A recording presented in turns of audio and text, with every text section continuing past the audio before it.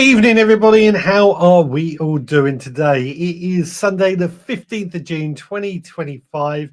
Hope everyone is well. Hope everyone is having a great weekend. I'm back from Gardener's World Live. Spent 2 days there. Had a fantastic time, I have to say. So I'll talk about that a little bit more. Now, we'll find out if anybody is in the audience in just a moment. But I just want to remind you, if you've got a mission idea for next week, just no, don't do that actually, because I haven't set that up. We'll worry about that another day. So tonight we're going to be talking about AI gardening once again. This is a subject that's coming up more and more. And what I want you to do is come up with a question that we're going to ask AI and see if we agree with the answer. So we'll do that one at a time. It's going to be a bit tricky, I'm sure, but if we will do it, the first question I see will be what I ask when I say go. Before we get into that, let's see who we've got. We've got Hargraves Gas saying, evening all. Hope you've had a lovely week. I hope you've had a lovely week yourself. We've got Allotted Chef, aka Nathan, is saying, good evening, everyone. Good evening to you. Turbo Stream, let me bring this up. Sorry. Good evening, Veg Podcasters. Good evening to you. Stuart Jackson, evening, Richard and the Veg Army. Hope everyone is enjoying the sunshine and the gardening this weekend. Over on Instagram, and Lomond Cooks has joined and says, evening, my lovely. Good evening to you, young lady. Lovely to catch up with you yesterday. Kate is there saying, good evening, Veg Army. A wonderful weekend here of gardening. What did you do? Stuart Jackson is saying, I am ready with a question for AI. How do I stop next door's cat using my seed bed as a litter tray? Hold on to that question, because that might be a good one to get started, but hold on to that question for just a moment. Nicola is there saying, hi, Richard and all. Misty evening coming in and getting breezier. It's absolutely blazing hot sunshine here in Littlehampton. Kate, is it just me, or is Richard on a tiny screen? I hope not. I can't see. A bit small there, Richard. Hang on. Oh, I know what's right. Bear with me. I know what's gone on. That's better, isn't it? That's better. Sorry, I can't actually see the screen or what you guys are seeing very well today. Something's changed on the settings. So, and because I've got you on my teleprompter, so I'm actually looking at you when I'm talking, I can't see what's going on. But hopefully I've sorted that now. You need to remove the opening. Yes, Tiny. Thank you. Back to Land of the Giants. There we go. Sorted now. Right. So if anybody else wants to add anything, please do feel free. But tonight, let's get into this thing, asking, and let's see how that's worked out. Asking AI or any gardening questions and see what it answers with. Now, you're going to have to bear with me, because normally I hate typing things while talking. So, first of all, the first question, how do I stop my neighbour's cats from using my garden beds as a toilet? I spelled neighbours wrong, so we'll put that in there. So, the first question, let's see what it comes back with. While it comes back with an answer, Kate says we now have a life-sized Richard, and Turbo Stream says, well, it's good to catch up with that bloke. What's his name again? I have no idea. Who was that? Anna, I'm struggling with this screen tonight. Anna James saying evening gardeners. Good evening to you. Digwell says, shrink it back, you look better. Turbo Stream says, I was quite fatigued on Friday, so sorry if I wasn't good company. You were fine, Turbo Stream. You were an absolute pleasure to be around. We'll get into that in a little bit. But the first question that we asked AI, let's see the answer. Dealing with neighbourhood cats turning your garden beds into their personal litter box can be frustrating. Here are several effective and humane strategies to deter them. Physical barriers. Chicken wire mesh, lay it over your garden beds. Cats don't like walking on the uneven surface. Garden fencing. A short fence, 1 to 2 foot high, with a slight inward lean, can deter cats. Mulch with sharp textures. Use pine cones, rough bark, or coarse wood chips. Cats dislike digging in rough surfaces. So that's a physical barrier. Does everybody agree with that? The one I didn't quite agree with is garden fencing. I felt 1 to 2 foot high. That's not going to stop cats. They get over my fences that are 8 foot high. So I don't think that's quite a good answer. Is everybody seeing this okay? Number 2, natural deterrents, smell-based. Cats dislike strong scents. Try these. Citrus peels, scatter orange or lemon peels in the beds. Coffee grounds, use coffee grounds are safe and effective. Vinegar spray, vinegar and water, and spray the perimeter. Avoid direct plant contact. Herbs, plant lavender, rue, or Colchis canina, scaredy cat plant, all natural repellents. I like the scaredy cat plant idea. I think that's definitely an option. 3, motion-activated deterrents. Water sprayers, motion-activated sprinklers like the Orbit Yard Enforcer are highly effective. Ultrasonic devices emit a high-pitched sound cats dislike, e.g. Catwatch or Pestby. So both of those can work, but the trouble I have with them is they also work on humans. I can actually hear the ultrasonic devices. I can hear them when I walk past. And the water sprays, I don't want to get sprayed in water every time either, do I? So I'm not. They're options. They are definitely options. 4, provide alternatives if you're open to it. Create a designated sand or soft soil area away from the beds, then gradually train them to go there by keeping other areas less appealing.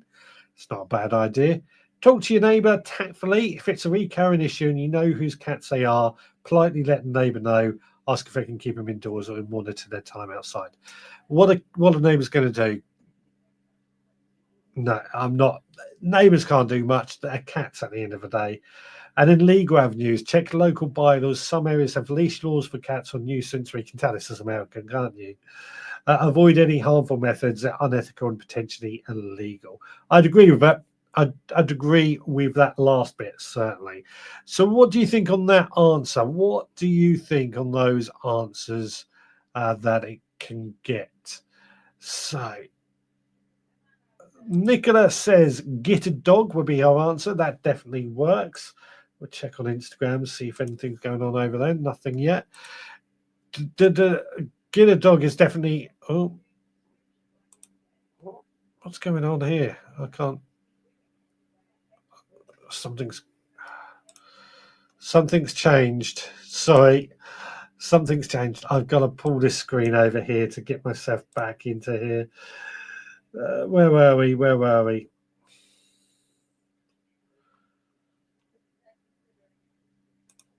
Turbo Stream says it will be interesting to see what the answers are. I've read that AI quite often makes things up that are factually incorrect.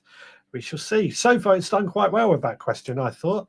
Digwell says all the number twos work, but only for a few days each. Okay. Andrew Norris, evening all. Hey, Richard, resting in the garden. Busy day. Welcome along, Andrew. We're asking AI gardening questions and see what AI tells us as the answer and whether we agree. Digwell says ultrasonics are no good as they send dogs mad. I agree. I hear it myself. Stuart Jackson says, I like the citrus skins and older coffee. Fence I already have, they jump over it. Thanks, exactly. Richard Goldin, hello all. Found the entrance of the cats coming from and sprinkled chili flakes all over it. That's another answer, isn't it? And Digwa says, I bought 2 scaredy cat plants. I put the labels next to them to remind me not to weed. Next morning, it was cat poo on one of the labels. So it doesn't quite work either. Or perhaps it takes time for it to work. And then Stuart says, I love the idea of a dog, but I am not home enough to look after it. So maybe when I retire. Definitely something to think about. So moving on from that, we now need another question. to ask AI. Another gardening question to ask AI. Anybody got any ideas of what that could be, or any thoughts what another gardening question could be? I'm trying to flick through this. Instagram. Allotment Cook says, I used to put short bamboo sticks around the area where cats were the worst. If they can't squat, they can't poo. Good one. Good one. And she also says, problem with AI is it trawls the internet for the common responses, but if there's lots of poor info being shared, it's not good. Yeah, it's interesting, isn't it? It's interesting, but I've said time and time again, AI is becoming part of our life. It's a bit like ignoring social media 15 years ago and then wondering why you're left behind. So I'm trying to keep in touch with it. Digler says all AI does is search every other search engine. So if someone posts rubbish, then AI will return rubbish. They say it's the fastest way to find answers these days, though, isn't it? Andrew says my neighbour burns smelly rubbish to keep the wilder pigs from his sweet corn. Good, good, good. Turbo Stream says catnip is a good attraction for cats. So plant that in an area that you won't mind a cat in. Cats like soft soil to use as a toilet. There we go. Stu Jackson says maybe I will use some chilies. Interesting, it didn't come up as an answer, didn't it? It's quite a common answer, but it didn't come up. And then Chili Cake says, evening everyone, listening in the garden, which is a real treat. It's absolutely lovely and sunny out there, isn't it? Absolutely lovely and sunny indeed. What have we got? What have we got? Anything up? Nothing over on Instagram. But we have Digwell is asking a question. Should I remove potato flowers? Let's ask. Should we remove potato flowers? Let's see what it comes back with.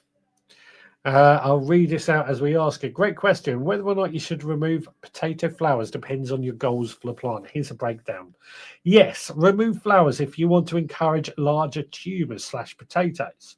Flowering can indicate the plant is shifting energy into seed production. By snipping the flowers, you can redirect that energy downward into growing bigger potatoes.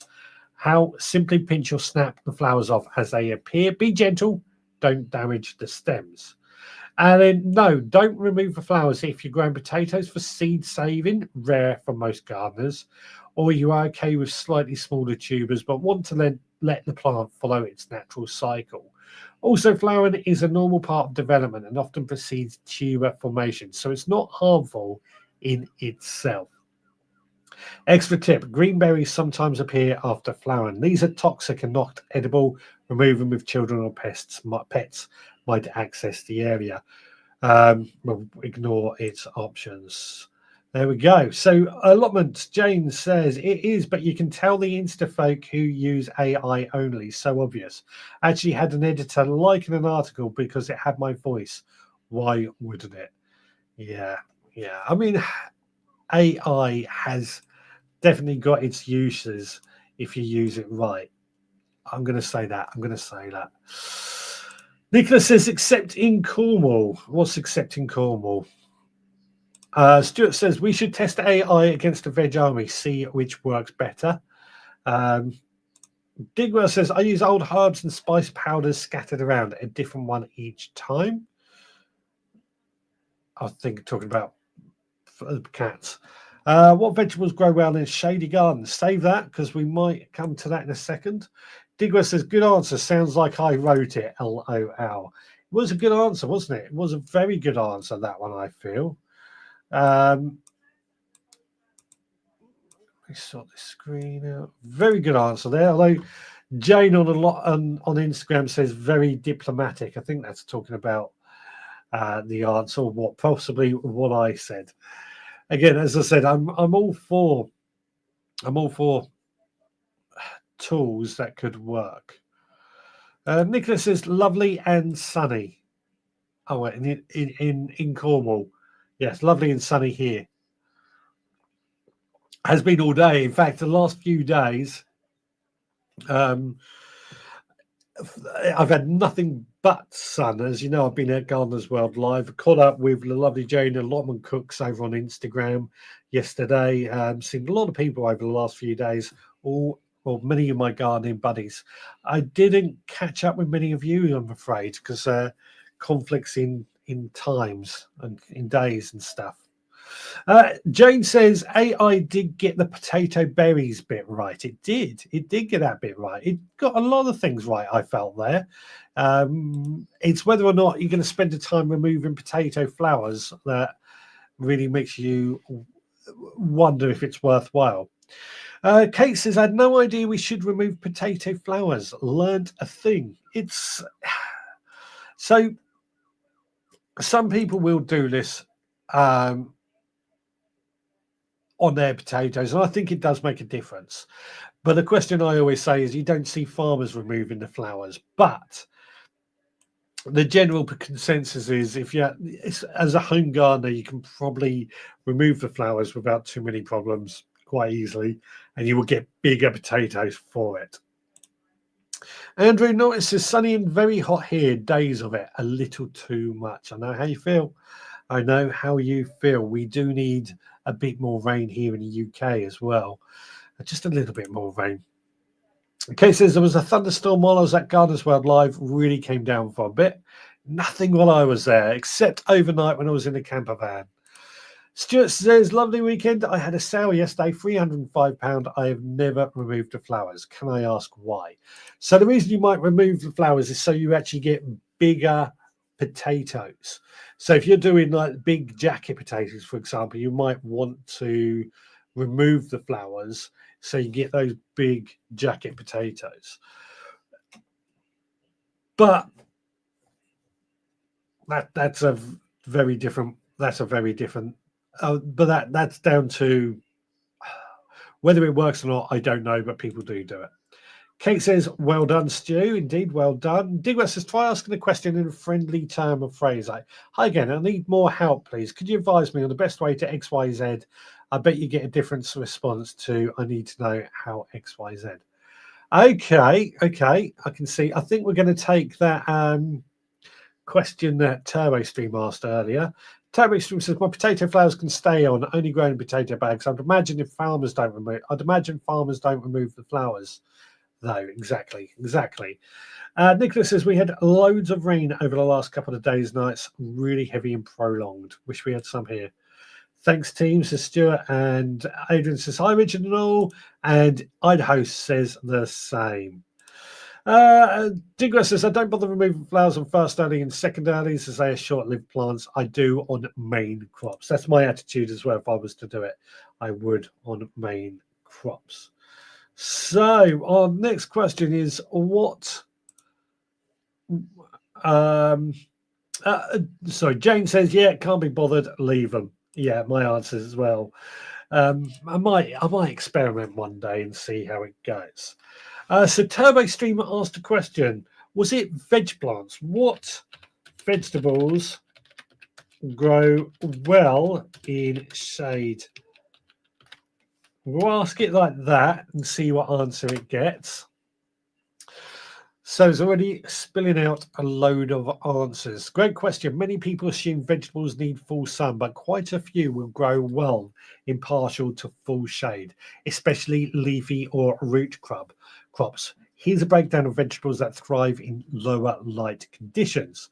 Best vegetables for shade: leafy greens. These are the champions of shade gardening. Lettuce, spinach, kale, arugula, which is rocket for us in the UK, Swiss chard or mustard greens. Bonus, they are often slower to bolt. It's going to go to seed in shade, especially in summer, which is true. Root vegetables, they tolerate shade but prefer some sun, 4+ hours. Beetroot, carrots, radishes, turnips, parsnips, and potatoes need part sun for a decent yield. They may grow more foliage than root in deep shade, so go for areas with morning or afternoon sun if possible. Brassicas, cool season crops: broccoli, cauliflower, Brussels sprouts, and cabbage. They'll grow slower but still produce if you get partial sun. Herbs, Some will do well in shade: parsley, cilantro, or coriander. Mint actually prefers shade: chives and lemon balm. Avoid basil, rosemary, and oregano in full shade. They prefer more light. Vegetables that need full sun, avoid these in shade: tomatoes, peppers, eggplant, squash, cucumbers, corn, beans.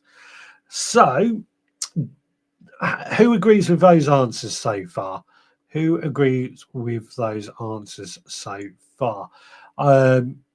I at the moment I fully agree with them. I think that's a good a load of answers. Everyone's saying hello to Idaho at the moment, so we'll worry about that when we come back. Idaho agrees with those answers. I think they are the right answers. What's going on Instagram? Oh yeah, Allotment Cook says no rain in Lincolnshire, which I was hoping it would whilst I was away. She also says that answer was spot on. I totally agree. I think that was a good answer, actually. I often find this with people with shady gardens. They think they can't grow anything. They think they can't grow vegetables, but actually, there's a lot more vegetables that prefer a bit of shade than prefer full sun. May just need a bit more TLC, but there's definitely something about it. Now, let's try is what was it? Digwell said, let's try answering that question or rephrasing that question. I have an area of my garden that is quite shady. Not spell that right. I will make a lot of spelling mistakes, by the way. But I would like to grow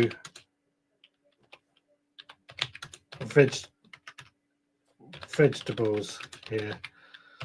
I am in the UK, so what would you recommend? Let's see how it changes the answers.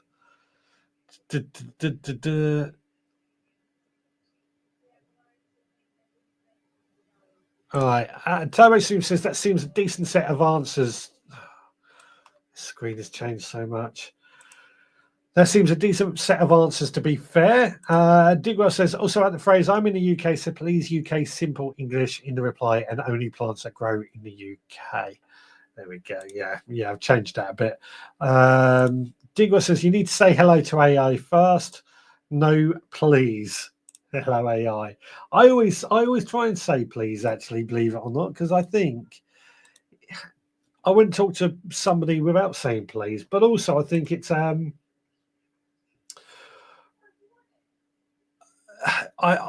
if AI does take over, I've been polite to it. That's my answer. So, the UK climate, combined with your shady garden area, presents a unique challenge, but there are plenty of delicious vegetables you can grow, even in less than ideal light conditions. In the UK, we get long daylight hours in the summer, but depending on the season and your specific area, shade can still be a concern. Here's what would work for shade gardening in the UK. Top vegetables for shady gardens in the UK. Leafy greens. These are your best bet. They're fast growing and thrive on cooler, shadier conditions. Lettuce, spinach, kale, or Swiss chard, mustard greens, rocket. It's starting to learn. And again, I totally agree with those. Brassicas, cabbage, brassicas are great cool season crops and can handle shadier conditions. Cabbage, broccoli, cauliflower, and Brussels. These plants need a bit of space, but they do quite well in cooler temperatures and can handle partial shade, especially when you get a few hours of sunlight. Root vegetables. Some roots will still do well with less light, though they might not be as large as these grown in full sun. Carrots, beetroots, radishes, and turnips. Root crops in shade might develop smaller bulbs of roots, but they can still be tasty and tender if grown properly. They're also good for filling in under taller plants. Herbs, mint, chives, coriander, parsley. Avoid basil and oregano. Peas and beans. Peas, use bush and climbing beans. Peas, sunbeans can grow in partial shade, though they won't thrive as well as in full sun. Broad beans, great for cooler UK, and they do better in shade than other beans. Runner beans can work in partially shaded areas, but they'll do best with some afternoon sunlight. Tips will go in shade, maximize sun exposure, soil health, companion planting, and spring, summer to plant, autumn, winter, blah, blah, blah. You get the gist. So what do you think on that? Is that a better answer or is that a worse answer? Let's have a quick check. Instagram. So Toby Clark has joined. Allotment Cook says, or ask a question one way and then another.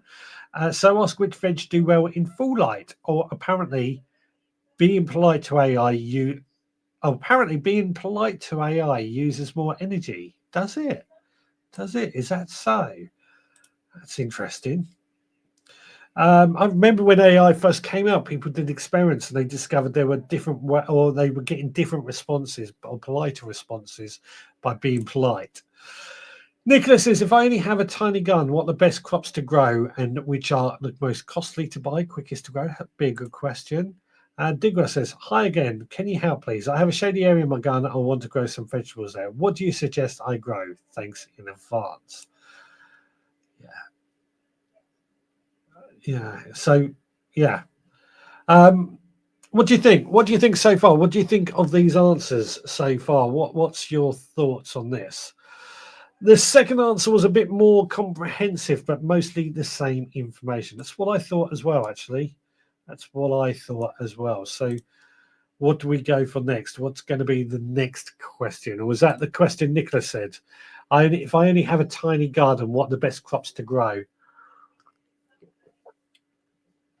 Should we ask that? That sounds like a good opportunity.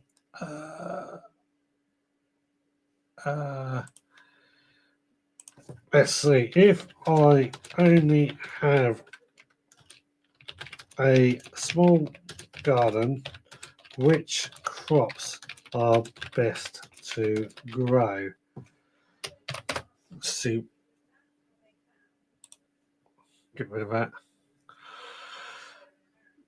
If you have a small garden, you want to focus on high yield, space efficient crops that give you the most value for the area you have. Unfortunately, there are plenty of options that fit perfectly in compact space. Best crops for small gardens, leafy greens. That keeps coming up, doesn't it? Leafy greens are quick growing, versatile, and often don't take up much space. You can grow them in containers or raised beds to maximize your space. Lettuce, spinach, kale, rocket, chard. Why they work, these greens are perfect for small spaces because they grow quick and can harvest them multiple times from the same plant if you pick the outer leaves. Herbs are excellent for small spaces. Many can be grown in pots or window boxes that don't take up much room.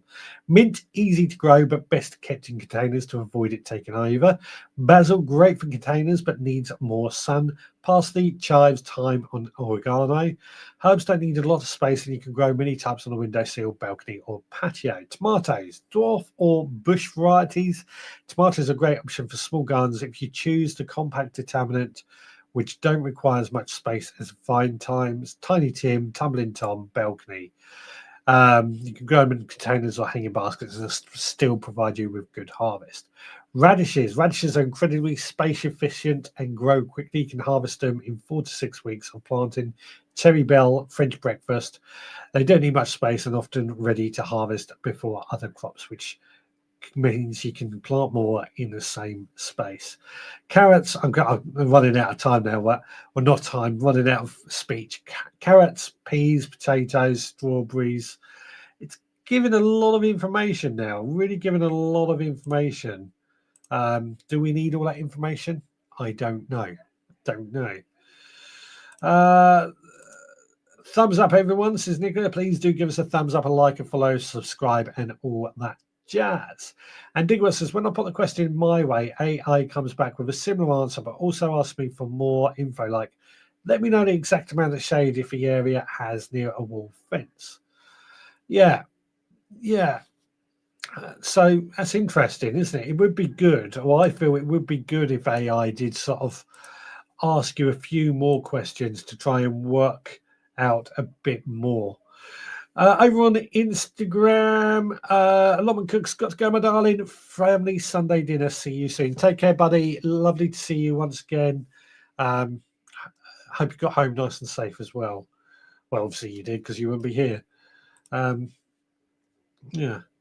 Certainly more info in that answer. We definitely are getting a bit more info in our answers, aren't we? Because I think AI does learn. The more you use it, the more it learns from you. But I do find it can sometimes be a little tricky to really give you good answers. So next questions. Anybody else got another question that we could ask it that might be good to ask? Any thoughts? Now, while you mull that over, I think it's about time I talk about Gardener's World Live because it's been a weekend of Gardener's World Live. I went up Friday morning. I don't want to disclose too much because there's some good information, but I've got to say Gardener's World Live this year has been one of the best shows it's ever been. It's grown. There's more show gardens. There was less entertainment.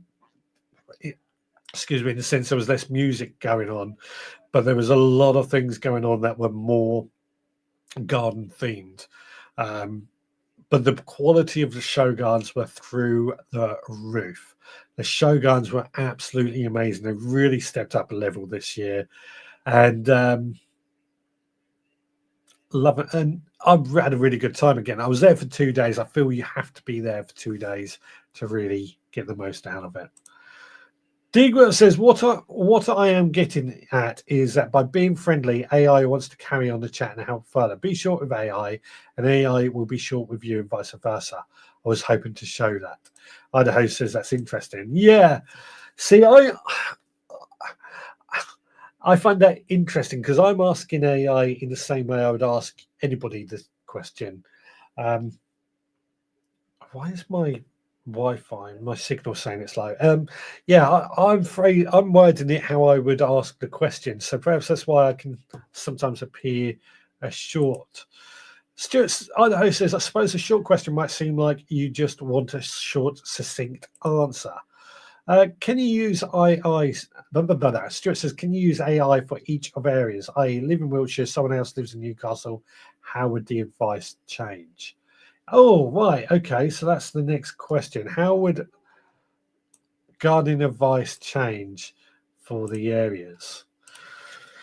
So let's do this. What advice can you give me to share with other people about how gardening advice can change depending on which part of the UK they are in? Let's see how that works. It says great question. The UK is a diverse climate that can significantly affect gardening advice and what grows best in the region. Whether you're in the South England or the North Scotland, understanding the local climate is the key to success. Here's some advice you can share about how gardening tips can change. Climate zones of the UK. The UK is divided into different climate zones, and gardening advice varies based on these zones. Southern England, London, Cornwall, Kent. Mild winters and warmer summers means the region can grow a wide variety of vegetables and fruits, including more heat-loving plants like tomatoes, peppers, and aubergines. Long growing season, meaning you can plant early in the spring and harvest later in the autumn. Northern England, slightly cooler winters, shorter growing seasons than the south. This means cold-tolerant crops like kale, Brussels sprouts, and root vegetables, carrots, parsnips, beets, thrive. You may need to plant crops like tomatoes or beans later in the season as the risk of frost is higher in the spring or autumn. Scotland and Northern Ireland, cooler climate with shorter summers and longer winters. Growing seasons are more restricted, so gardeners here tend to focus on hardy crops like leeks, cabbage, spinach, and potatoes.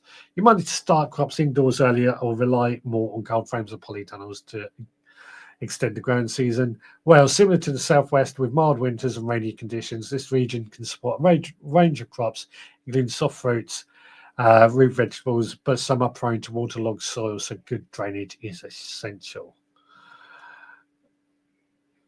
I've just seen something that you guys. I think this is going to be a long answer. Temperature and light. Southern regions, warmer temperatures give gardeners more sun hours, so plants like tomatoes, peppers, melons here could grow more easily. Blah blah blah. Northern regions, cooler results in less sunlight with summer. Shorter growing season means crops like tomatoes, squash, or sweet corn may not fully ripen. 3, rainfall and soil conditions. Western parts of the UK, higher rainfall, wet and often acidic, which can be a challenge for some crops. However, the moisture supports lush leafy veg. You get the idea. It's actually given quite a good. Christ, there's a lot of answers, a lot of written answers there, isn't it? A lot of information it's given us there. Where have we got? Oh, it's dropped right far back. Yeah, but yes. So to answer your question, Stuart, yes, you can ask that, and it gives you a lot of information. AI can't hear the tone of your voice. Also, yeah. I enjoyed Gunners My Life. I was impressed with the garden bordered gardens. They were for me more achievable garden in the typical home garden. Absolutely. Digwell says exactly that is why you have to type in a friendly tone. Sounds strange, but it does work. Chili Cake, what is the best vegetable growing podcast in the UK? We'll try that in a second. That's one. Of course it is. And Digra says, I just asked that the number one vegetable grower podcast hosted by Richard Suggan, produced in the UK, Devon allotment based. I'm not in there. The weekly show is a hands-on, no-nonsense look at growing. Idaho says interesting. Shall we see if... I'm almost scared to ask this question. What is the number one vegetable growing podcast in the UK? Let's see what it comes back with, shall we? The number one is the Allotment Garden podcast by John and Nicola. It's a popular choice for allotment gardeners and vegetable growers and anyone interested in sustainable food gardening.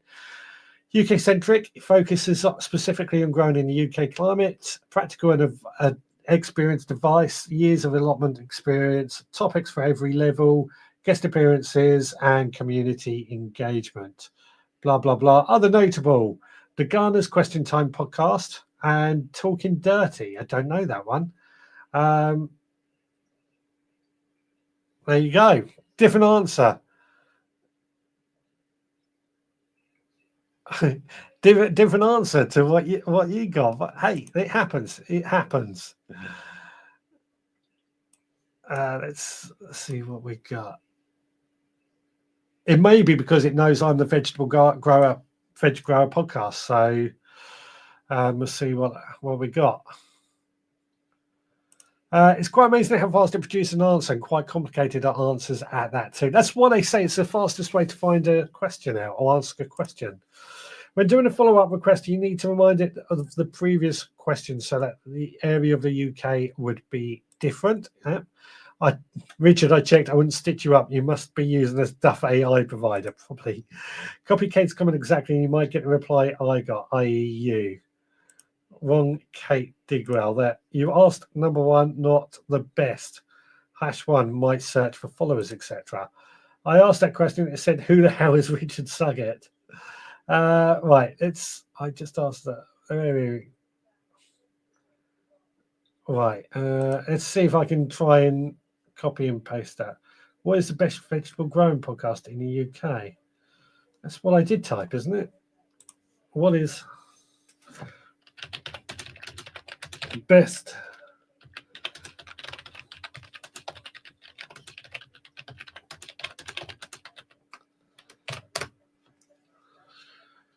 oh, there you go. Hosted by Richard and Paul. Who's Paul?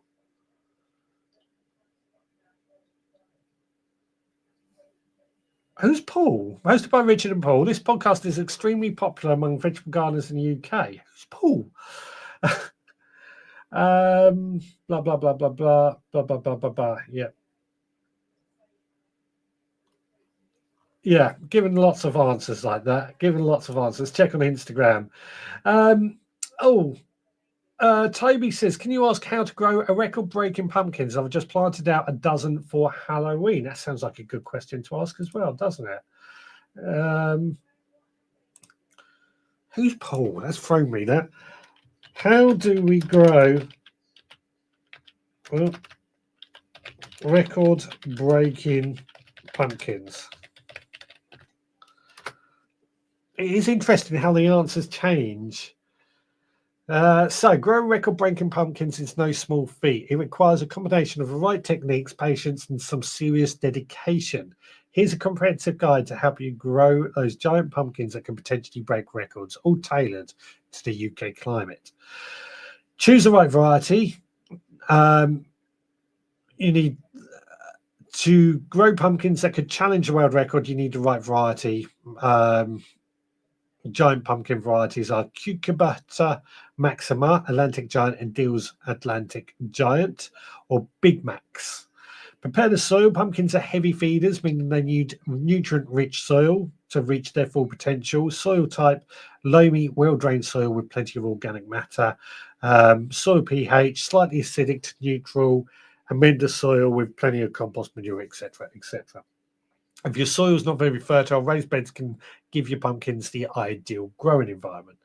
Choose the right location. Full sun. Pumpkins need at least 8 hours of direct sunlight daily. This ensures healthy, strong growth and space. Giant pumpkins require a lot of space, up to 100 square foot per plant. If space is limited, consider vertical growing. Planting. Timing is everything in the UK. It's crucial to plant giant pumpkins for the last frost date in spring when the soil has warmed up. Sow indoors around mid-April to give your pumpkins a head start. Direct sow, planting, blah, blah, blah. You get the idea. It's now going into the normal sort of things. Growing a pumpkin, support the pumpkin as it grows. Rotate the pumpkin, etc., etc. And then it giving us a lot more information. Where are we? I haven't got rid. A lot of information. Chili Cake says that's a great pumpkin question. A good one, that. There was a YouTube channel called Richard and Paul in London. It's not a podcast, though. No idea. It's thrown me, that. They have an allotment. Paul Savadant is his name. There we go. Hello, everyone. Just back from Gardener's World Live. Amazing time at an amazing show. Great to meet Scott and his lovely wife. I hope you're all well. Jenny, how did you find it? Was it worth it? Was it worth it? The more you put into the question, the more you would get out of it. I would make your questions more verbose. You are using language I don't understand. Verbose? What does that mean? Or detail? I don't know. I bet you're shattered. Bet you're shattered. Bet. Let me bring that screen over to there. Right. I tell you what. So there was just quickly, there was a few challenges that you sent me last week. I tackled all of them that I can remember, but I didn't video all of them. There was only one video I made. But one of the challenges was to buy TurboStream a cup of tea. Didn't quite manage a cup of tea, but I brought him a bottle of apple juice. So whether that counts or not, that's up to you. Is a mission accomplished or mission failed. Digwell's challenge was also to find the cheapest meal. Well, I got some tacos. I ordered nachos, but I ended up with tacos. £13 for 3. That was probably the cheapest meal I could find. It wasn't very good, I have to say. It wasn't the best, but it was there. Short of going into the Wetherspoons.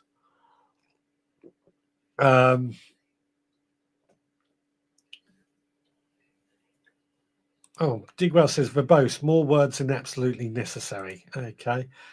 What we got? Yeah. More thing. Turbo Stream says the apple juice was nice and an absolute bargain at £1. Yeah.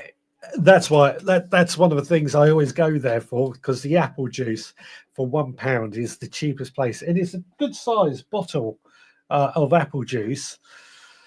That's on the Frank P. Matthews stands. That's why I always go there for a drink rather than buying any crap or anything like that. But yeah, that was the drink. The meal, £13. There was another video coming up in a moment that I'll talk about, and oh yeah, and the £5 tool will come up with that in a moment as well. Jenny says, an absolutely amusing show. I am shattered, but good, as I had a mobility scooper for the day. We treated ourselves to some herbs from urban herbs and a new pink begonia. The flowers are edible. I've heard a lot about this. This is what I didn't find out until I was just leaving about this begonia. I think what's his name? I can picture him. Michael Perry was telling everyone about it. I didn't see his talk. I heard about this begonia. I now need to find this begonia so I can try and use it myself and try and get hold of it now, as it is edible.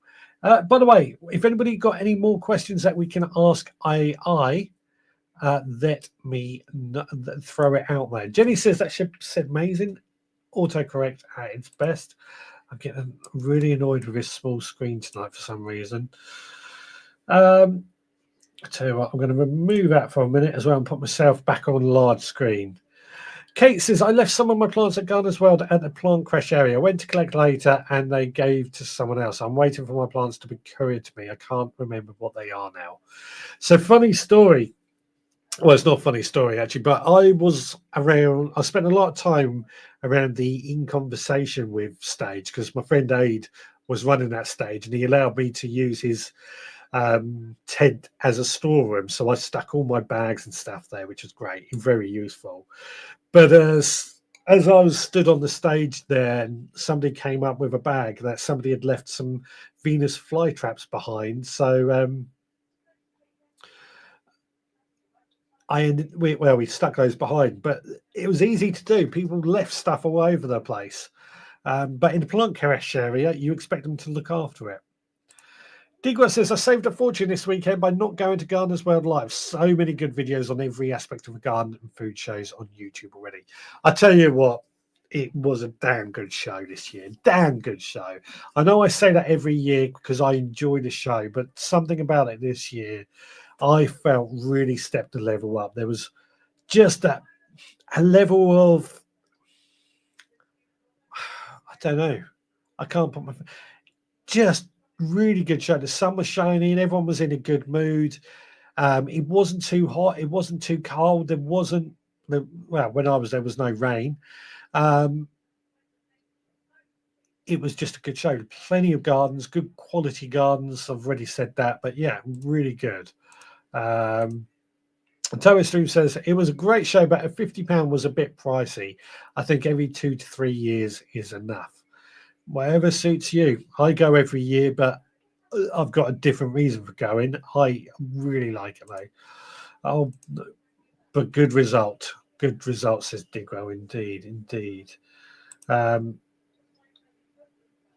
Over on Instagram, Andy's Garden 24 has joined. Welcome along. Ask how to successfully grow sweet corn, says Toby. As last year mine didn't do well. Lots of patchy cobs. Yeah, we're going to ask that question then. So let me bring that back and we'll put that on that.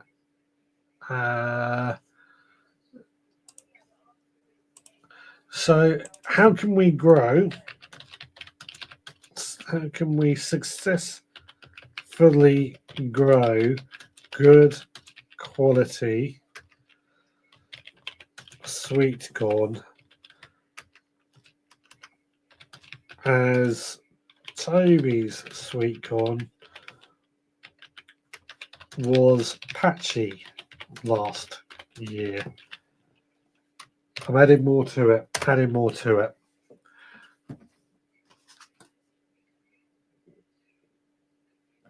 So Growing high quality sweet corn can be a bit tricky, especially in the UK where cooler and sometimes unpredictable weather can make it challenging. If Toby sweet corn was patchy last year, there could be several factors that might have contributed to that. Let's break down the key tips and ensure you grow sweet corn that's full and sweet with no patchiness. Top reasons why sweet corn might be patchy and how to fix it. Inadequate pollination. Sweet corn is wind pollinated. That means that each ear of corn needs to receive pollen from another plant if there weren't enough wind or pollinators to go around. Some ears may not be fully developed. Solution is to plant in blocks. Sweet corn needs to be planted in blocks rather than single rows. This encourages better wind pollination. Ideally, plant at least 4 rows of corn rather than just 1 or 2. Hand pollination. If you're a small patch or if you are grown in an area with low wind, you can manually pollinate by shaking the tassels, the male flowers on top, over the silks, female flowers. Try this in the morning when the pollen is most active. Not enough heat or light. Sweet corn is a warm weather crop and it thrives best when the temperature is consistently warm. If the summer was in your area was cooler or you had less sun, this could lead to slow growth and pollination, results in patchy or undeveloped ears.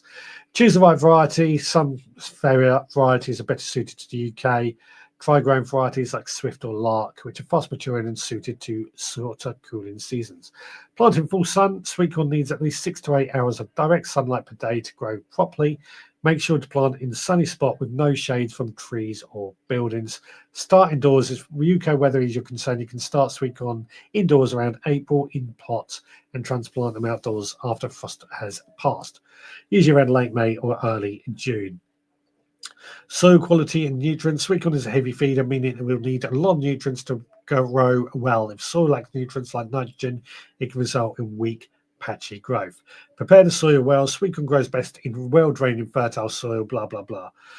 Spacing, blah. You get the idea. Lots. I'll be here all day reading those out, but hopefully that answers your question, Toby. I think the biggest problem with sweet corn is pollination. View from a Lake has joined over on Instagram as well. There we go. There we go. Digwell says, sounds gone as well. Sounds like they have listened to the comments from 2023, 24 then. Yeah. You got to remember, post-COVID, there was a lot of hesitant. I think now people are really over COVID and really throwing themselves into things. I think we've said on this show, people were being much more social this year. Kate says it would be a nice surprise when they arrive. Gave me time to find a space for them. Yeah. Digwell says £120 for me to go, including train fare. Cost me £60 in fuel. Food was probably another £60. Spent several £100 there, but we won't talk about that. It's a lot, Digwell. Hi, I've been trouble getting good crop of sweet corn. Could you please give me some advice to maximize my yield and quality? Thanks. Yeah. Stuart says, quick question. Which garden show is the best value for money in the UK? Good question, actually. That seems expensive for a garden show over here. I wonder what Garden Well Live uses the money for. Paying everything. There's a lot going on. It is a huge, huge show. It is a lot of money, though, but I think they put the money up. If it was cheap, I think there would be so many people going that it would be quite rammed. So I think they make it a bit more expensive to pot off the people who don't want to spend the money, if that makes sense. Idea. Why doesn't everyone get on ChatGPT and ask the set questions their own way? We could compare our answers. That's an idea. My travel would be £90 fuel, parking, and then hotel and entry fee. Maybe next year, and take the van and sleep in rear and take the camping loo. Yeah. For a full cob, every silk needs to be hand pollinated. I shake every stalk every time I am on the plot. Yeah. So basically, lots of answers there. I like Digwell's idea, though, of everyone jumping on ChatGPT and asking the questions and seeing if we get a good answer. So what I'm going to do in the meantime is the cook along. Now, this week's cook along, a bit of a challenge as well, was to cook up the best recipe, and I had a bit of a mistake with that. I'll show you what I mean. Okay, so for this mission you wanted me to cook something in the camper van as cheap as I could get it. Well, I got this can of Prince's chicken curry that I'm going to eat, except I haven't brought a lighter to start up my gas stove, so I'm a little annoyed with myself, but we're going to try it anyway.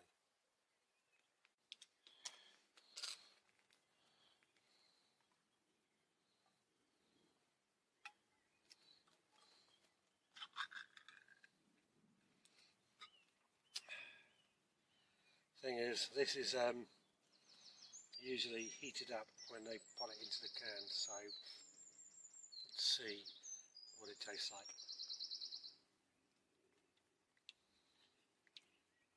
Actually, not bad at all. Not a curry you would want to get from a takeaway, but it's edible. I'm going to give that 8.5 out of 10. There we go. That was not the best meal, to say the least. I basically forgot a lighter to fire up my gas stove, so I had to eat that tin of chicken curry cold. It was not the best at all, and yeah, I was absolutely shattered and hungry by that point. So I just needed to eat something, and that tin cost me £1.50, which I think is probably the cheapest I could get for something that sat in the van all day as well in the sun. So yeah, not the best, but it did the job. Now, interesting news on Kate talking about the plants. Speak of the devil, she just got a message with a photo asking if the plants in it are mine, and I'll get them soon. That's a result, isn't it? That is a result. Idaho says, oh, good, they've been found. And Tabo Stream says, I used to do the motorhome shows at the NEC, £13 including parking. Yeah, that. So I go to some other shows, some charge for parking and some don't. I can never work it out. I'm told it's the NEC's decision to charge parking, but I don't know. I don't know on that front. I think it's like £19 to park there for the day, unless you book in advance when it's £8, which is what I did. Nicholas says, no cigarette lighter in the front of a van? No, because I don't smoke, so I took that out. Don't need it. Stupidly. Yeah. Cold curry, eek. Digrat says, nice in the pie, that Princess curry. Yeah. I wonder how many crap ingredients were in that curry. I don't think it's too bad in there. The thing is, a lot of food like that nowadays, they avoid the stuff. I mean, it's a canned food, so it's not going to go off because there's a lack of air anyway. But yeah. Kate says they were given to a woman who got home and called the show to say what happened and said she'll bring them back to the show. Folks were so apologetic. I understand mistakes happen and it was busy. There we go. We can't ask more than that. Right. So, has everybody fired up their Chat GPT? Has everyone got Chat GPT on the go? So that we can ask it a question. What question should we ask it? Let's see what's going on at Instagram. Nothing going on over there. What question should we ask ChatGPT to see what answer we get? I'm going to throw this out then. What should we ask? What is the best vegetable to grow in the UK? What is the best vegetable to grow in the UK? This is a very open-winded question, but let's see what it can. Oh, hang on, I've just put that on the wrong place. Just put that on the wrong place. Just put that on Instagram. What is the best vegetable to grow in the UK?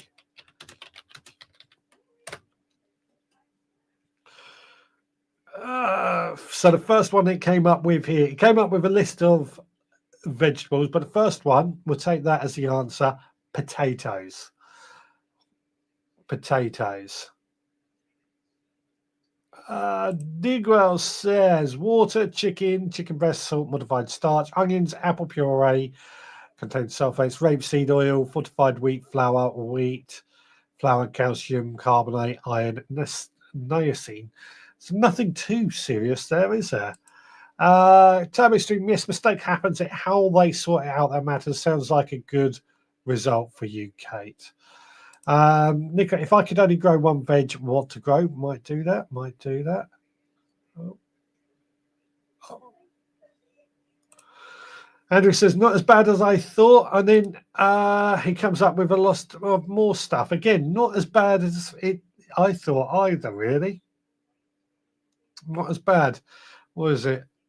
Anyway, chili powder. Oh, and more stuff. Yeah, stuff you expect. Stuff you would expect. But has everybody thrown that question in? What is the best vegetable to grow in the UK? The top answer I got was potatoes, followed by carrots, lettuce, salad leaves, peas, tomatoes, courgettes, cabbage, onions and garlic, leeks, and beetroot. Then it's gone into a really long answer with everything else. What did you get? What answers did you get from asking AI? What answers did you get from asking AI? I'm waiting to see an answer. See what happens on Instagram. Catherine Jane 21 has joined. Hello, how are you doing? She's an old kickboxing buddy of mine. I've seen her for many, many years there. So what answers have you got? What answers have you got from asking AI that one question?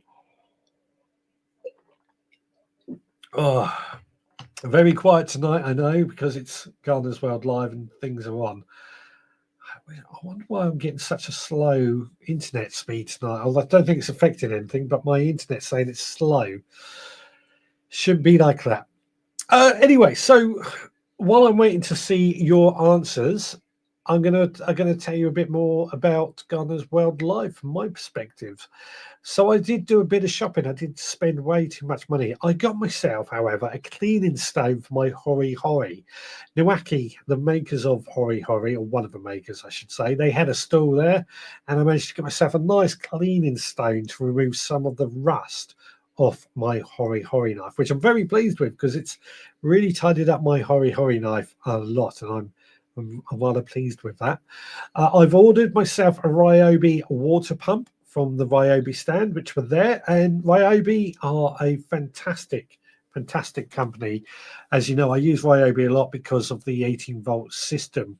So I've ordered myself one of those. I've got myself some more carnivorous plants from the carnivorous plant stall, also some carnivorous compost because I like carnivorous plants. I know some of you like carnivorous plants, but I really like them as well. We're building on our carnivorous plant collection. What else did we get? I got some herb plants because I was there. Why not? Oh, and I got myself a bird feeder, a nice little bird feeder, because I'm looking at things like that. Turbo Stream says, my AI said unable to understand my Brummie accent. Digwa says, I added from the point of view of saving money, as it needs to know what you consider best. Spring onions, salads, new potatoes, tomatoes. Interesting. Who else has... How many of you have actually fired up the AI or ChatGPT or any AI platform for that matter to see what you're getting? Good question there. Good question. How many of you are firing it up? I think the next question I'm going to ask is, if I could only grow one vegetable, what how can I phrase that? So, if I could only grow one vegetable, what would it be? A way to phrase that. I could only grow one vegetable. What vegetable would you recommend?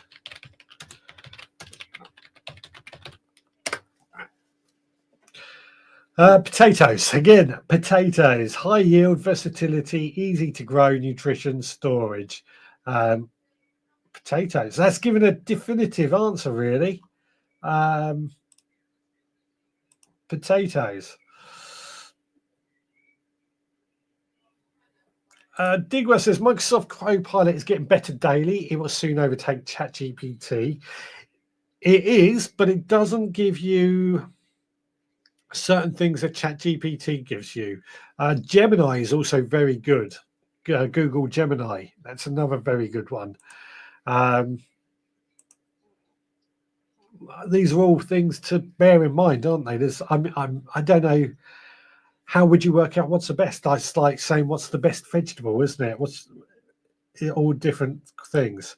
I forgot the question. The question was, if you could only grow one vegetable, what would you recommend? What vegetable would you recommend? For me, I got the answer of potatoes. I'd love to hear what answer you guys get. One vegetable that you could only grow. I tell you what, while you come up with your answers, I'll play the mission video from Gardener's World Live. Okay, so you sent me the mission to find a tool for £5. It's been a struggle, I'll be honest with you. But I have found some. Truth is, I don't actually need any. Let me flip around and show you what we have. So look at this, Kent and Stowe, Garden and Life, which are these things. Some of those at the bottom are £5, so they're not anything I need. They're aimed at kids. But if we head over here, look at that. 3-pronged cultivator, £5, dibber £5, hand bulb planter £5. That's some of these things. Again, don't need any of these, so I'm not going to buy them, but I found them.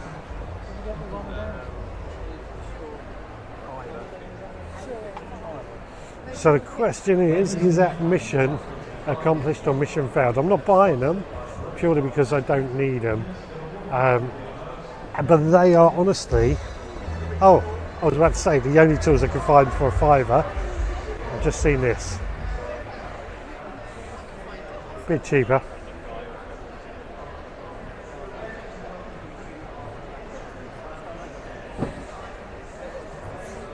But again, I don't need them. I've got enough.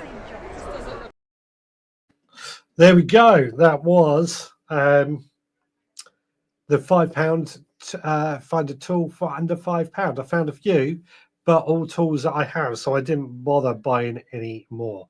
Just want to point out that that is the begonia. Jenny sent me a message showing the begonia with edible flowers, and I found about this just as I was leaving.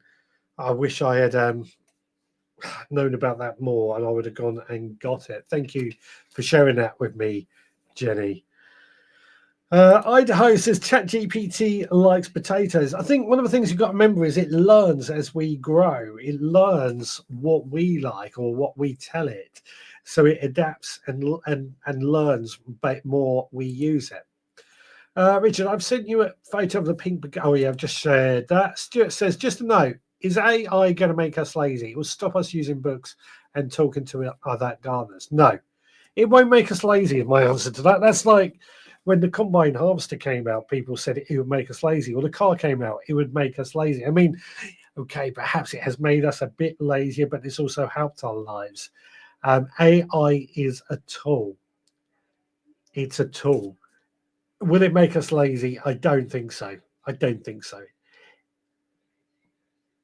But it could potentially, it just change things. Digwa, if you could only grow one vegetable and you're in the UK climate, my top recommendation, balancing, cost saving, ease of growing, nutrition, harvest level would be leafy kale, curly kale, which I know Digwell hates, if I'm not mistaken. Turbo Stream says my ChatGPT suggested kale. AI is the biggest book there is. Stuart says mission of success is you didn't spend any more on the things you didn't need. Yeah, exactly. My iPad has AI, but I turned it off. I do, don't I? Gemini says Kate recommended courgette. Interesting. Who's using? Is anybody using any of the others? What's happening over on the Instagram? That might be a quick check as well. See if anybody. Could you ask what is the most expensive, says Davey, expensive vegetable we can grow in the UK? That's going to be a good question. Let's do that. What is the most expensive vegetable we could grow in the UK? most expensive vegetable we could grow in the UK. Interesting. Saffron. Of course, saffron is the first one that it came out with, followed by wasabi, and then truffles and fennel, purple sprouting broccoli, asparagus, kale, interesting, artichokes, saffron. Saffron was the top answer though. That's a good question there. What does everybody else get that? Jenny says, have I missed anything for the notes? Topic recipe. Not yet, actually. We've got that to come up. Digwell's told AI to bleep off, and Digwell says, I'll try Copilot. Have I missed anything for the notes? Topic recipe. No, not yet. I'm going to ask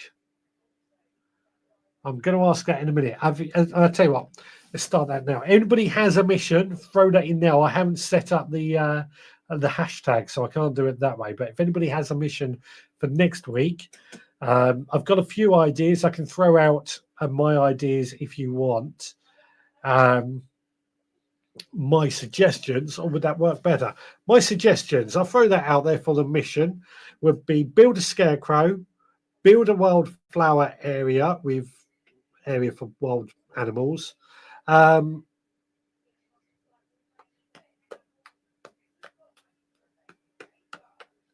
Clean up my hori knife, or well, that's 3 options. Any others or any suggestions or any of those 3?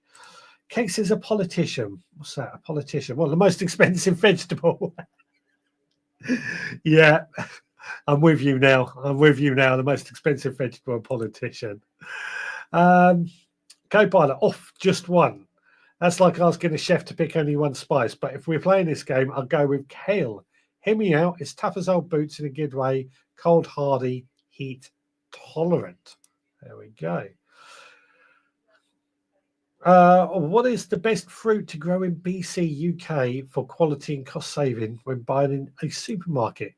Mission build a scarecrow would be great. Mission build a scarecrow would be great. So, let's have a look on Instagram, see if anything's going on there. KC Veg Patch has joined. Welcome along, my friend. Hope you are well. We're asking AI some questions and seeing what answers we get. It seems like we're all getting some. We're all trying different AI things and seeing what answers we get. Kale is what Digwell got as the most expensive vegetable. Interesting. Digwell says that's being rude to vegetables, talking about politicians. That did make me laugh. That did make me laugh a lot. Yeah, I can't wait to see what answers everyone else gets now. I haven't got any videos or anything to throw in to pass the time by. But let's see what anybody else gets up. Can anybody remember? Also, last week I think we had an idea for a topic for the following week, next week. What was that? As a subject? Dig wants to see how Copilot is more friendly, even with me using the exact same question as you asked. Yeah, I play around with all 3. I'll be honest. I play around with all 3. It's just, I think the thing is, it learns, doesn't it? The more you use it, the more it learns, and you've got to train AI to work with you. Scarecrow sounds fun. If you pick a scarecrow, get AI to design it first. Scarecrow and Tabby, if you Google anything these days, the first answer is always AI generated. There's no escaping it. Yeah. Organic for next week. Yes, that's right. Organic gardening. That's right. We're going to have a debate about organic gardening. Or discuss organic gardening. I haven't quite worked out the phrase of the question. So, Jenny, if you could jot that down, that would be great. Organic gardening and a scarecrow as the mission. All we then need is a cook along, a recipe I can cook next week. Or would it be best if I throw out a vegetable that I'm harvesting and use suggest a recipe or something like that. Would that work if I throw out what I'm harvesting at the moment? Because I'm harvesting new potatoes, first early potatoes, cucumbers, may get some tomatoes next week. I'm not sure. Might have some chilies in there. But they're options. They're options that we have. Stuart says organic gardening sounds great for next week. Absolutely. We're going to do organic gardening next week. So I think that's going to be an interesting topic. Let's have a look on Instagram quickly. Nothing going on over there. Right, let's have a look at your photos quickly. I'm doing this quite early this week, but it's always good to see your photos anyway. First of all, Stuart has been catching some of the rain today. I think he said he collected 30 litres. I don't know if anybody else has had any rain in their area today. I've not had any myself. It's been nice and dry, sunny as well, but we do need a bit of rain. Nicola has this new addition, this chicken. I think it's a chicken. It could be a duck, actually, one of the two. But it's a new addition, very, very newly hatched. What a fantastic looking thing. Actually, I have an idea for Nicola, something I want to talk about in a minute. Digwell, I love this. He got this picture on his Father's Day card. And I think that sums up Digwell to a T, isn't it? Absolutely beautiful. Absolutely beautiful. Was it hand-painted picture on there or something as well? Chili Kate's asking about the little seeds on the elephant garlic, whether they are possible to grow, which there's plenty of answers. You can grow them. They may just take a while to get through. Scott has also got his first padron pepper just coming through as well, which also look delicious, got to say. Kate has attended a mushroom growing course at Gardeners World Life. This was with the Cady brothers, who were down the road from me. I didn't get the chance to talk to them this year, but they really know their stuff about mushrooms. And Jenny has shared this picture. We were talking about garden spacing last week, and she's shown just how little space she puts in between her plants and how well it works. It looks stunning, I've got to say. So please do keep sharing your photos, post on our Facebook group, send to me via social media, or email me, richard@veggroundpodcast.co.uk. That's richard@veggroundpodcast.co.uk. Turbo Stream says, I've had a really good blackcurrant harvest this year and have masses of red currants to pick this week. Mine are crowded out by my neighbour's plot with the weeds they have. You probably saw the photo the other day. I'm so annoyed, so annoyed. Digwell says, never trust anything on the first page of Google. Most of the sponsors pay to be on the first page, e.g. who is the best gardener in the UK. Digwell Green Fingers, because I pay £2,500 a month to be there. Not strictly true. So to be on the first page, yes, you can pay, and it comes up with as a sponsored thing. But to be on the first page of Google is all about good SEO, search engine optimization, to push yourself up higher, I should say. You do get to be on the first page through paying for it. Yes, that is true, but it normally will tell you it's sponsored. But it can sometimes be a little bit in the small print if you know what you're looking for. But the real secret to being on the first page, SEO. Same as everything on the internet, good SEO. Jenny says she's taking notes. Turbo Stream says never trust anything on Google. Jenny says, how about a nice potato salad recipe? Maybe shake it up with a little bacon or different herbs, maybe a chili in there. A potato salad recipe. That is what we're going to do. Potato salad, it is. Digwell says a print from an artist as a card. Absolutely. Stuart says I had 30 buckets out for 6 weeks on my patio. Just shows how little rain we've had over the last few weeks. Yeah. It has been. We are in need of rain, hence why I've ordered my Ryobi water pump, because I know as soon as that arrives, it's not going to rain. Not going to rain. Digwell says tater salad is a good idea, and Digwell says exactly what I meant, Richard. Yeah. It is a case.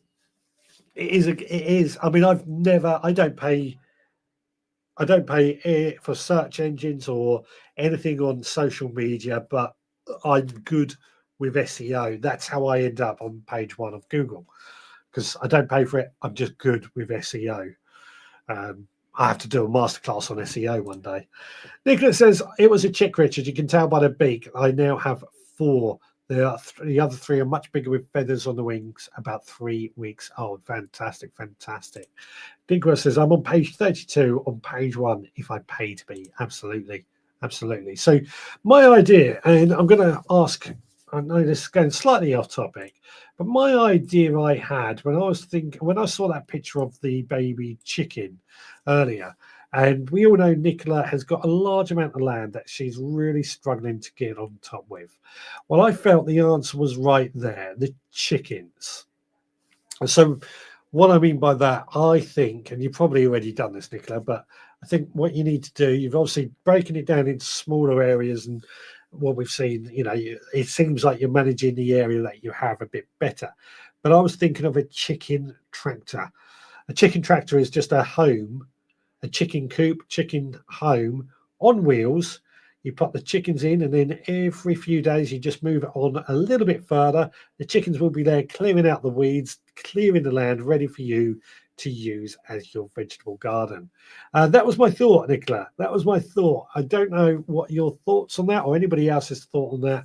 Something I've always wanted to do was a chicken tractor, but I've just it just doesn't really work in my garden because it's too small and too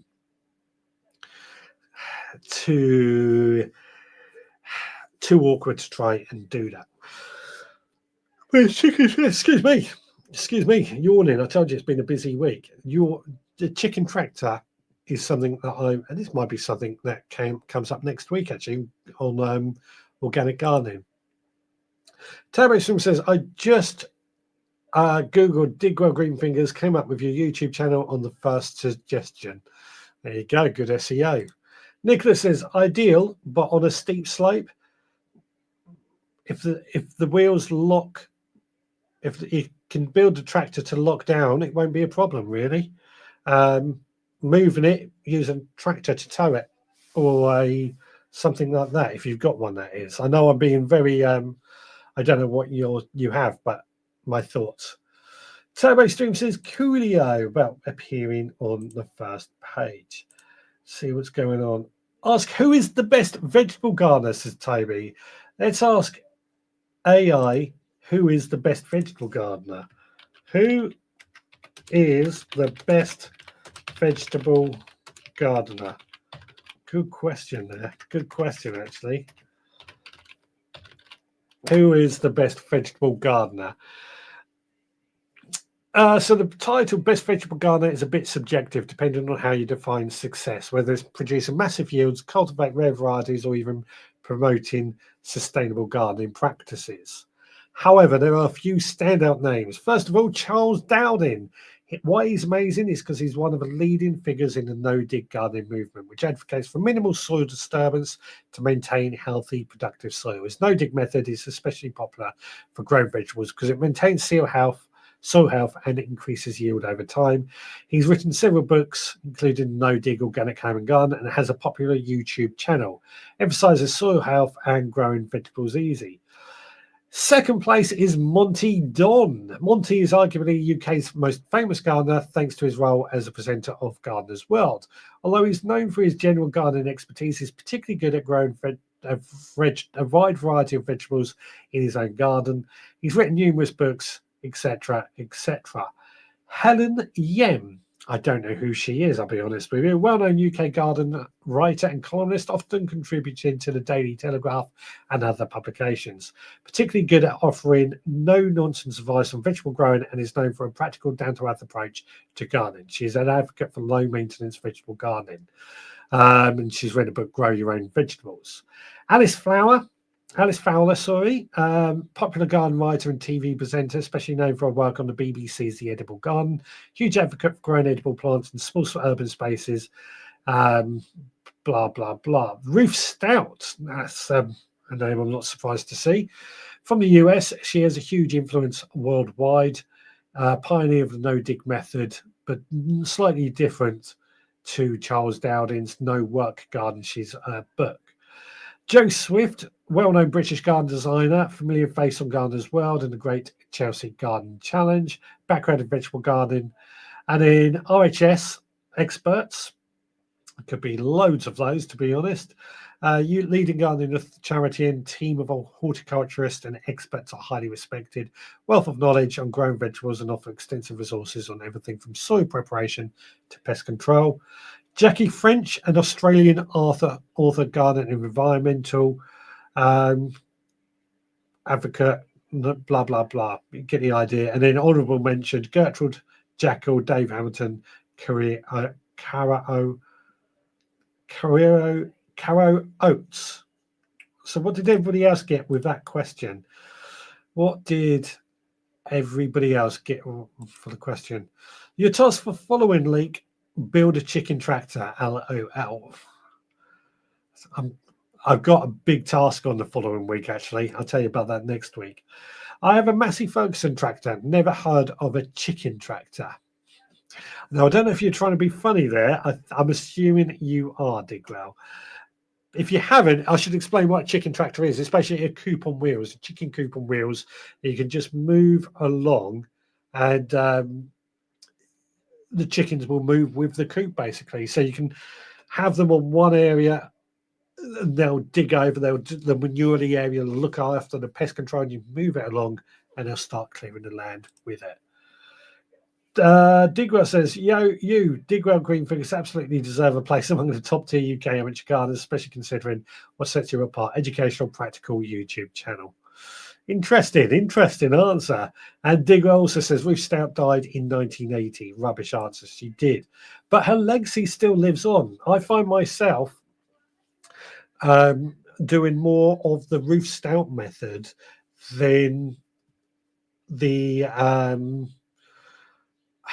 Charles Dowding's method, mainly because I'm using straw more, because straw is cheap and I have it and I'm using it as a mulch more, but I want to be able to produce enough compost. So Ruth Stout has a lot to say there. A fancy igloo then? Yes, basically that's a chicken tractor. It's just on wheels and you can move it. Rebecca has joined. Evening, Richard. Just got home from Gardener's World Live, so I'll catch up with the show later. Hope you enjoyed it this year. I've had a great time. Hope you enjoyed it, Rebecca. What was your highlight as we're getting ready to close up? But yeah, I'd love. How did you find it, Rebecca? Because I had a great time. Really loved the gardens. Really loved the gardens. Stuart says, I can't do AI and listen to you, Richard. Men are not allowed to do two things at once.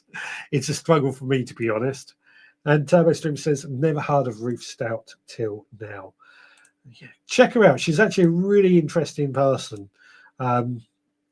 She's obviously not around anymore, but she's really interesting. She did die before I was born, but she didn't get into gardening until she was in her 60s or something like that, and then just figured a way of making, in her eyes, gardening easier by mulching with whatever she had available.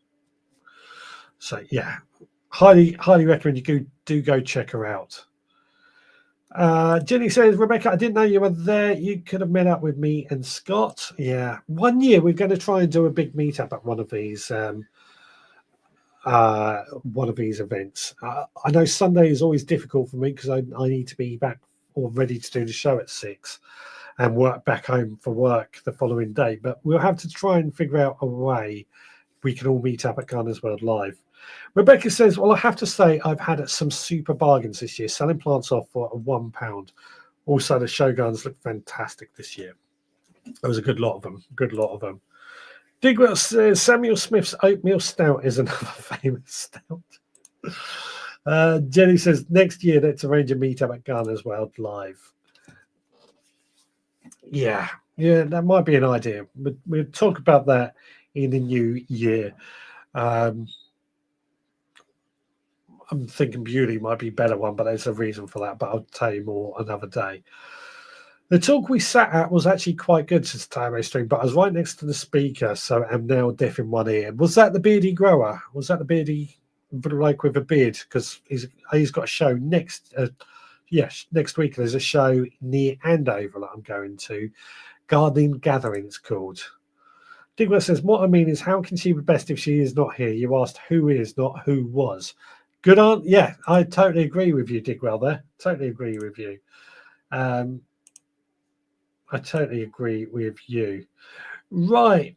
I think it is time we start getting ready to get out of here. It is, where is the time? It was 7:30. It's time to go. So we will be back again next Sunday at 6 when we're going to talk about organic gardening. Hopefully we won't have the complicated technical issues that I'm having today.